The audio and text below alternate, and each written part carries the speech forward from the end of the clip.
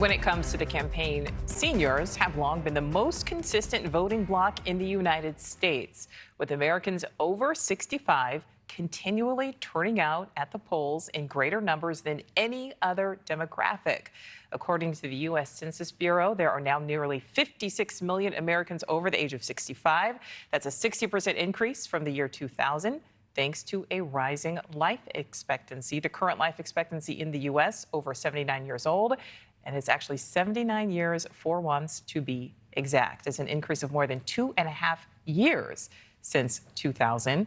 And when it comes to politics, the older generation tends to skew Republican. 52% of those over 65 voted for Trump in 2020. 47% cast their vote for Biden in the last election. NewsNation's Nancy Liu joins me live. So Nancy, what are we learning about this so-called gray wave, and what do they say when you ask them how old is too old to be president? Well, Nichole, everyone I'm talking to is refusing to put an exact number on that. We're at the Culver City Senior Center. This is a chair workout class that's just getting underway. And the people I talk to tell me age is just a number, and as you pointed out, across America, the population of people over 65, bigger than ever, and that's changing the perception of what's considered old.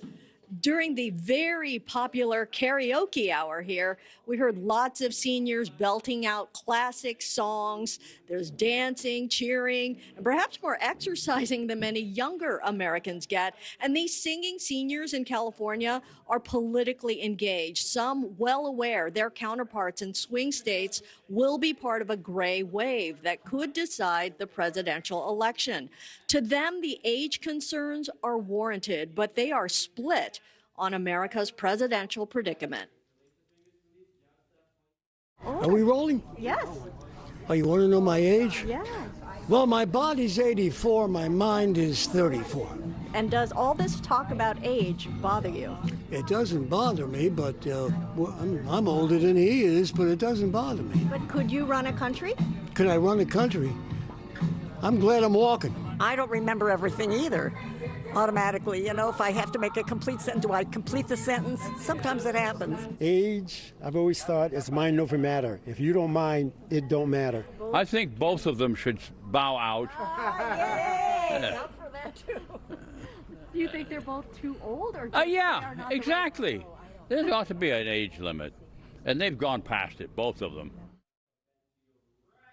Historically, turnout among older voters is consistently higher than younger age groups, and the gray wave is swelling even past the age of 100.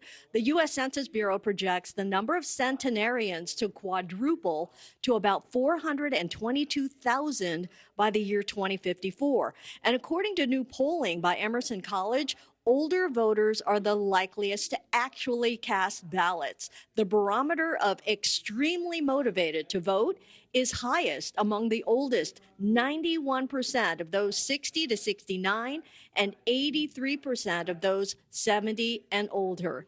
Now back here live, we can tell you that improved lifestyles and health care are among the reasons people are living longer. And Nichole, that keeps pushing the age considered as old higher and higher. In fact, another study found that people in their 60s felt that 70s was old. When they got to their 70s, they thought it was the 80s. And I talked to a woman in her 80s yesterday here, and she felt that it might even be in the 100s. So that keeps shifting, Nichole. Absolutely, and they are shifting behind you doing some exercise. That's so important and great as well. Nancy Liu, thank you. Thank you for watching. Go to newsnationnow.com to find News Nation on your television provider. And don't forget to click the red subscribe button below to get more of News Nation's fact-driven, unbiased coverage.